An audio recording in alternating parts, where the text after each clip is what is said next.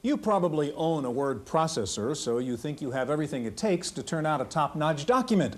But then you realize in today's global economy, you may have to correspond with someone in France or Japan or Russia. And it dawns on you, how would I turn out a document in a foreign language? Here at the San Francisco-Moscow teleport, for example, they have to communicate on a regular basis in English and Russian. And it takes more than just a word processor to do that. Today we take a look at foreign language software on this edition of the Computer Chronicles.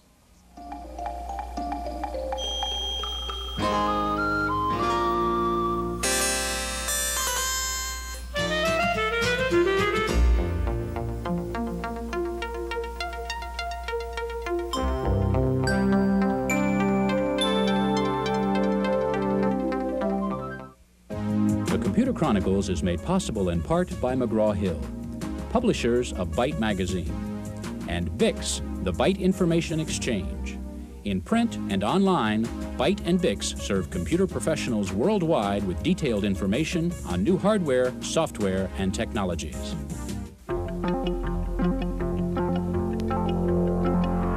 Welcome to the Computer Chronicles. I'm Stewart Cheifet, and this is Gary Kildall. Gary, I hesitate to show you this toy because I know you're going to want it. This is the Wizard computer. You may have seen this thing made by Sharp. It's kind of a pocket computer. This is a ROM card, an 8-language foreign dictionary. So I slip this little card into the computer, turn the thing on. Okay, 8-language translator. I get to pick what my home language is. Say English we start with. I want to translate into my choice of 8 languages. I say Japanese. I go into this general conversation. I say, well, let's find a little sentence I want to translate here. Say the sentence would be, what is this? I say, how do you say that in Japanese? It shows it to me in Japanese. If we can't read the kanji characters, I say, okay, how do I say that in English? Kari wa nan desu ka. Very good. Pretty neat, and I can do this in 8 different languages. This is a relatively simple application. What I'd like to see is a PC program in which I could write a letter in English, press a button and say I want to see it in French, but I don't have such a program. Why is it so hard to write something like that? Well, as you're aware, that's a classic computing problem. It was one that was worked on in the 50s for military purposes, I believe. And the problem, of course, is the context of the sentence is very, very important. Right. What is the classic... well, there's the great line in which the sentence in English was, the spirit is willing, but the flesh is weak, and the computer translated that, the vodka is good, but the meat is rotten. Right, that's a very good example of it. When you and I are talking, for example, we're probably talking about the Computer Chronicles, so every sentence is in that context. The parsing of a sentence, taking it apart, putting things back together, that's not very difficult. It's just trying to find that context. What does it mean? Well, Gary, today we're actually going to see a PC program that does translate from English into German. We'll see an online translation service, and we'll see 2 HyperCard applications that teach you a foreign language. Now, there is a very big mainframe computer translation system, probably the best in the world, called the Logos machine, and we found one working at the Cullinet Corporation here in San Francisco. The 20th century may justly be remembered as the era of speed of travel and speed of communication. But even today, the opening up of geographic borders has not been followed by a breaching of linguistic borders. If you can't speak the language, you won't be understood. Fortunately, there are signs that the computer might soon be able to help. The Logos Corporation has developed a fully automatic translation system for English, French, and German. The software, running on a mainframe or mini-computer, translates documents 1 sentence at a time, analyzing the semantic and syntactic relationship of the words. If you look at a word, this word is ambiguous as long as it's not defined by a context.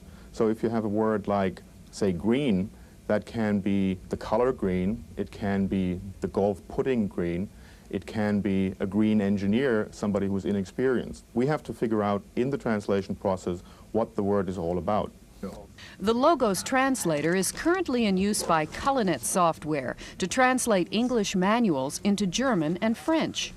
Cullinet sends the machine translation to Europe, where it is checked and refined at the receiving end.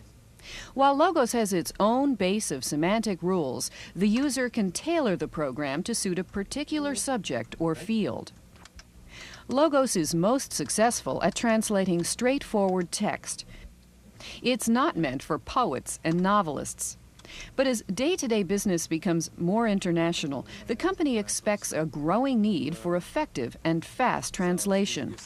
An example would be Europe 1992, where over the next few years, the last tariff barriers are to be removed, where a truly common market is to evolve. Here we see an emerging market for information only.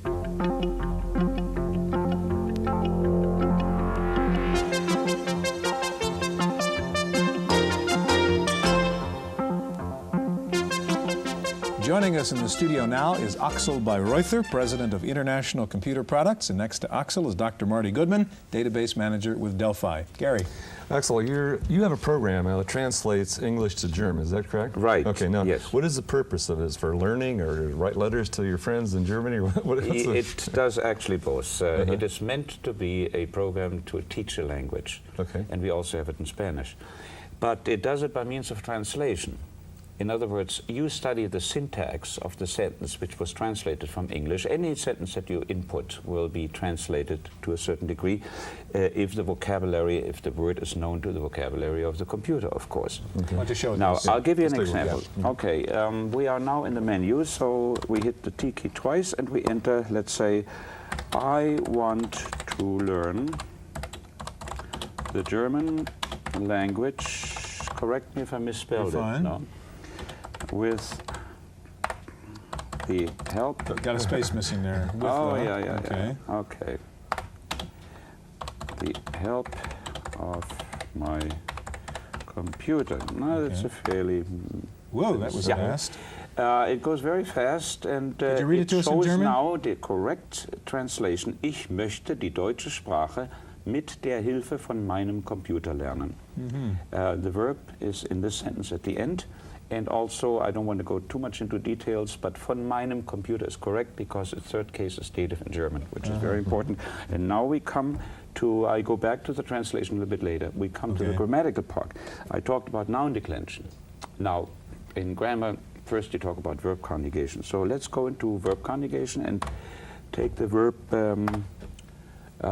I hit the wrong key. Do it again. Verb conjugation. To go. It shows you the present, the past, present perfect, and future tense in singular and plural, which is very important, especially for irregular verbs like this one, to go. Right. Noun declension, the same. You have the dog. In English, we only have possessive and objective case, and here we have four cases: nominative, genitive, dative, and accusative. Another part of the program, of course, is the a dictionary. You can use it as a dictionary. Let's select J. It gives you IJ sections combined, the I's, the idea. And numbers is very interesting because numbers are compound numbers in German. Let's take a number like 777,777. This always fascinates you. That's one is German the number word. in German. 777,777. So let's go back to the main program and play a little bit more around with the translation. Now, let's assume I want to write a letter, as you mentioned. Gary mentioned it. Dear Gary. Now, any proper noun or word like lieber Gary, of course, Gary will not be translated. I show that again in the next example. We can save this in a special text file, which will later can be edited with a word processor. Okay, let's go back to translation. The weather in San Francisco is beautiful. It was today, I must say. As you see, it goes very fast. Das Wetter in San Francisco ist schön. We save it again, and we start composing our letter. So you're building up all these pieces of the letter, and then you can bring them together. At the end, when you come, I'll show you in a second when we come to the end. Now let's show one more feature. In German, it is very important that an example like the word you in English can be polite form or friendly form or plural form. Let me show you, for example, she loves your cat. Sie liebt deine Katze, I would say to a friend of mine, but to you as a stranger, I mean we're now friends, but as a stranger in the beginning I have to say, sie liebt ihre Katze. While if I address myself to you three as the owner of the cat, I have to say, sie liebt eure Katze. And when you come to the end, now we save that again. When we come to the end, it asks you. Save translated text, it shows you here. If you want to save it, you can dump it in an ASCII file and edit it Bring with the it to word word processor, processor. and you can write a letter with it. We Axel, don't want to save it, so I just put quit. Terrific. If you can slide the keyboard, Axel, over to Sure. Marty for a second, Of course, because he's going gladly. to Now, sign Axel, on to tell us a Delphi. little bit about the technology behind this. What is the process that you're going through? Well, it is it employs artificial intelligence, of course, because the computer first looks in the vocabulary, in the resident vocabulary. At the moment, we have about 10,000 words in there. Puts together the sentence, then it parses over the sentence several times to find the correct main verb in its clause and so on. So it puts together the sentence correctly in the other language. Yes, sir. And as you can see, it goes. Now, does it pretty make fast. mistakes? Does it make what? Mistakes? Does it make mistakes? Of course it makes me clear. I didn't have the time to show you. For example, if you put in a word like my uncle is a boo-boo, which I usually do at shows, of course the computer doesn't know how to translate boo-boo. So what the computer does, my program does, it puts the word boo-boo within brackets, but it translates the rest of Okay, the since sentence. I couldn't figure this one out. Yes, so you Okay. can, at the end, when you use your word processor, you can always look it up in the dictionary, Okay. find out what Yeah. boo-boo is, and then you say, mein Onkel ist ein, whatever boo-boo is, you know. Okay, Marty, you're online with Delphi now, Just and about. explain what you're going to show us here. WordNet is a translation service on Delphi run by Lee Chadane, through which he can coordinate over 400 human translators. So this is a translation service using the computer to access real human being The translators. computer and the telecommunications are merely the glue between people. Show us how you would use it. Well, I'm about ready to send a Spanish letter, and I've requested that WordNet translate it into English and deliver it through Delphi in this case. Okay, so say I just received the letter in Spanish in my business, I can't understand it, I want Delphi to translate it for me And deliver it. and deliver it. Okay, so you're uploading that letter, which we see right now. Okay, and tell us what the next step is once this is uploaded to Delphi. Well, this letter will be sent by the WordNet service to an appropriate translator. And the translation will be performed, and then it will be, once again, electronically sent Okay. via Delphi to the person you wish to Okay, receive could it. you show us then how you would now retrieve the translated version of that letter? And sort of tell us what you're doing as you do it there, if you can, Marty. Well, first I'm going to leave the WordNet service. Am I in your way? No, that's fine. And Okay. then I will be going to the mail service on Okay, Delphi, so you where really the use translation. WordNet right now, and you're going to go into your mailbox to see if the translated letter has come back to you? That is correct. Okay.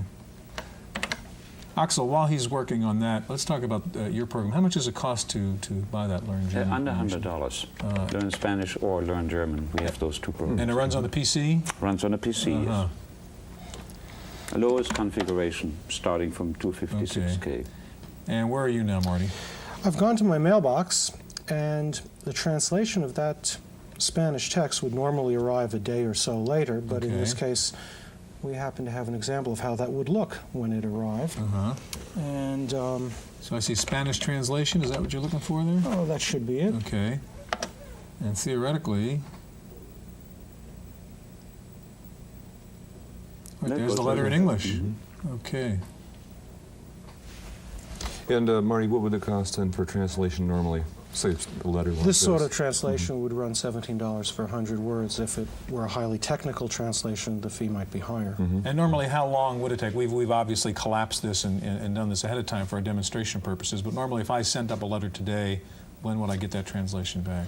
You could easily have it done in a matter of a couple of days. There Uh-huh. are situations in which you could request faster service. You would pay for it, though. Yeah, that's great. Gentlemen, thank you very much. Now, usually when we talk about foreign language software, as we saw in the German case, we're going from English to some other language. In fact, there are many non-English speaking people who are using computers to learn English. Wendy Woods has a report. Larry Staton, through a company called Linguatech, teaches accent improvement skills to those who are foreign-born. While much of the work takes place in the classroom, the rest is on a computer. Using software that Larry wrote called Speakware, students can see and practice the way English sounds are made. And drills provide inexhaustible playback of what are called minimal pairs, English words with subtle pronunciation differences. Niece. Knees. the theory is, the idea is, if you can hear the difference, you can make the difference. The software drills them on hearing the difference. And once they hear the difference, then by using the animated mouth positions and so forth, they can learn to make the difference. Because this is computer software and not audio tape, the sounds in this program, made with Mac Recorder from Farallon, can be replayed instantly. And finally, Larry uses Mac Recorder itself to show a student a visual representation of their own speech. With cut and paste functions, the speech can be manipulated and corrected. There's a reason why the Macintosh and not the PC is running Speakware, Apple's HyperCard. As Larry says, he was more interested in the product than the process, and Apple had the right tools to help him put together the product that he needed. In San Ramon, California, for the Computer Chronicles, I'm Wendy Woods.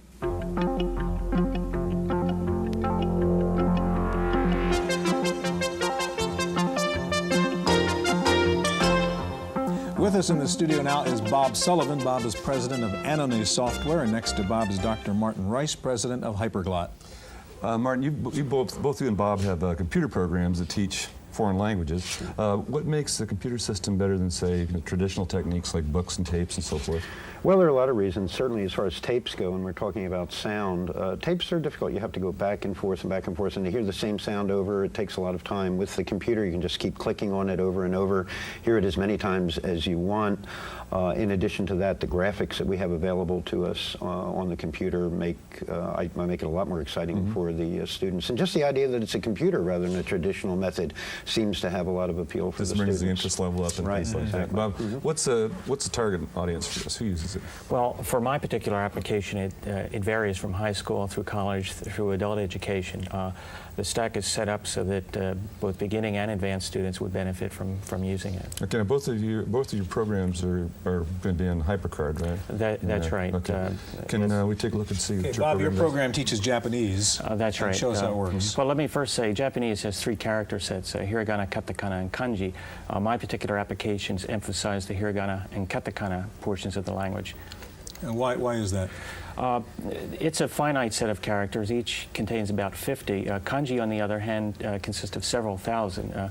We will be releasing the first of many kanji packages in a few months. Okay, show us how it works. Well, the initial navigation screen is set up. The icons at the top of the screen basically get you back into the Macintosh or into the HyperCard home stack. The icons at the bottom and the words over here are used to study the Japanese language. We recommend that for beginning students, they use the syllabary or the information contained by clicking this question mark here. We provide 6 pages of information which get into the basic phonetic structure of Japanese. If one, for example, combines the consonants here with the vowels here, you get the sound of that particular character. I can show that better by going to the syllabary. Again, we have an expanded view of the syllabary. If I click this little box here and put an X in, I can come up here and get the actual phonetic pronunciation of that column.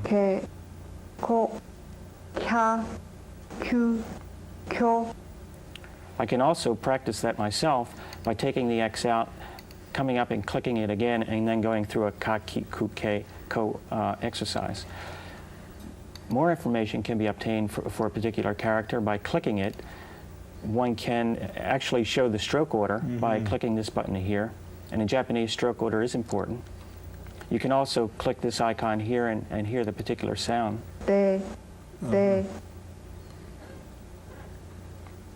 For more advanced students, we recommend using the reading and writing exercises. Reading exercises are set up so that you can study verbs, nouns, adjectives, or other words that begin with A through O and so forth and so on. For example, verbs, we have here the Japanese hiragana characters. By clicking that field, we get the romaji, or the phonetic pronunciation, and then finally the English translation.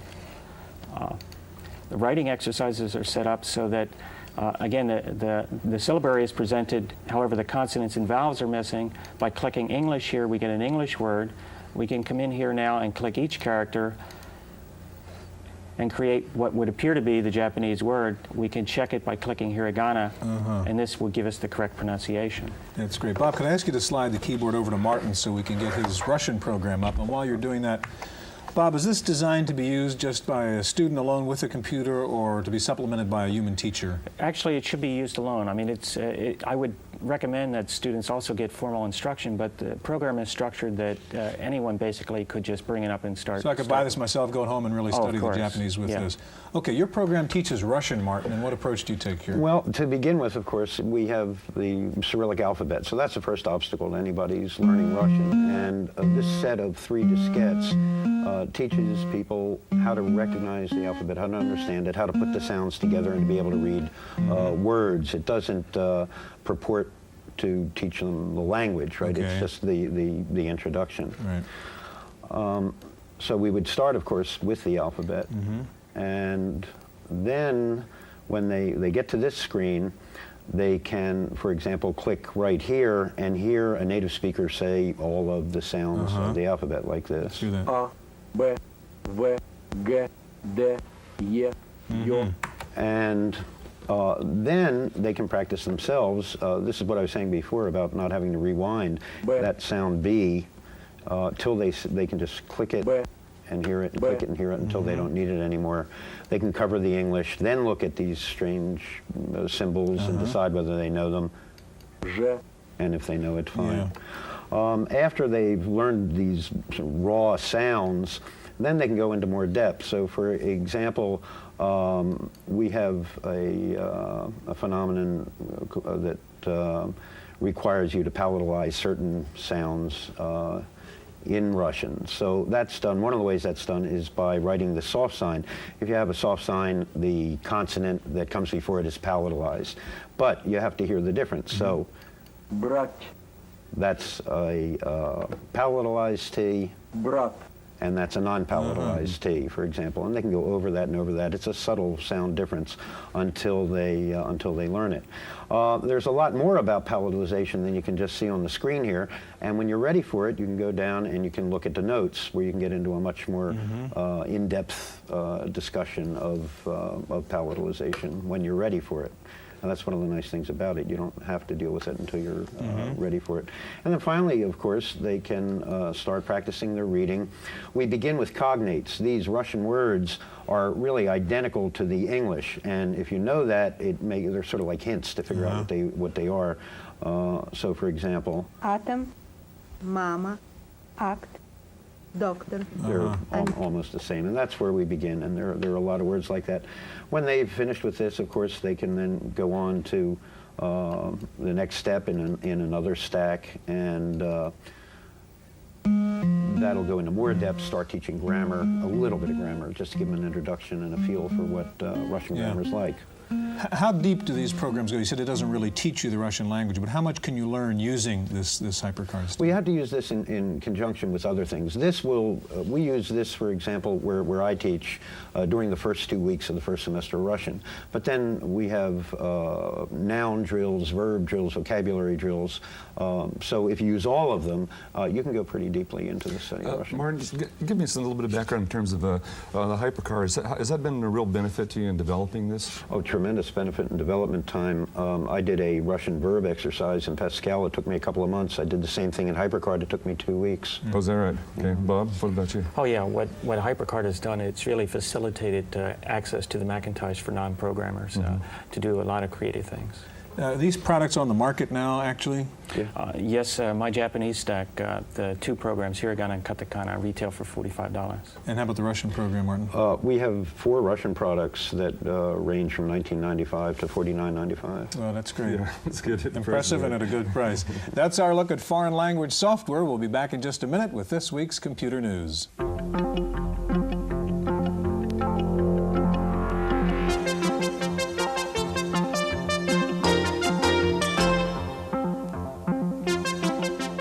Random access file this week, it looks like you may be able to buy the next computer at Businessland.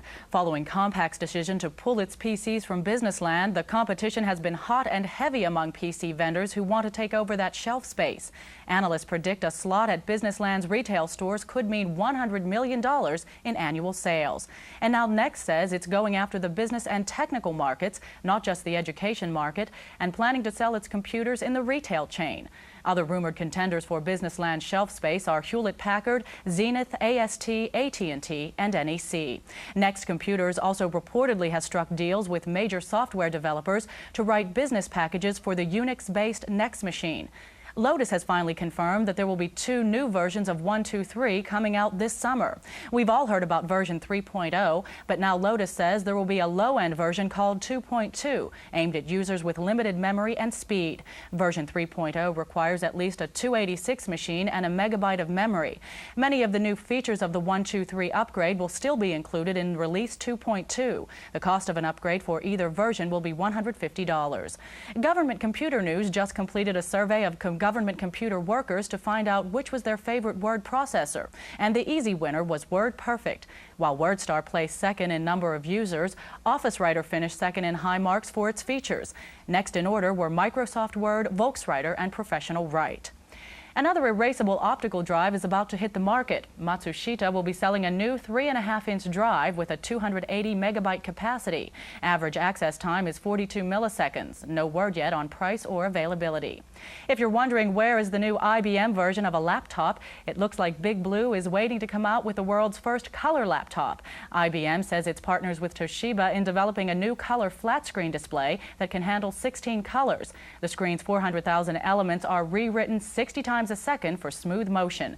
No word yet on when the laptop might hit the market.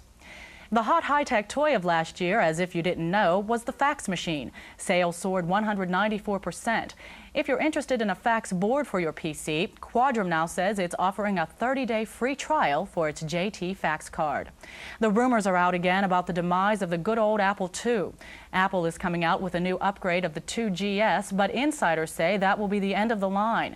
There is very little new software being rewritten for the Apple II, and while sales of the II earned $130 million for Apple last year, that was peanuts compared to the $800 million in sales 4 years ago.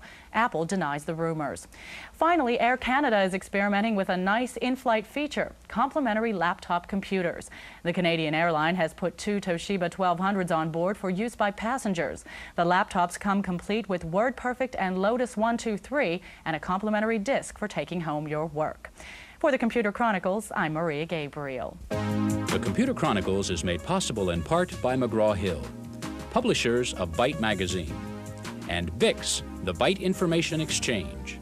In print and online, Byte and VIX serve computer professionals worldwide with detailed information on new hardware, software, and technologies. For a transcript of this week's Computer Chronicles, send $4 to PTV Publications, Post Office Box 701, Kent, Ohio 44240. Please indicate program date.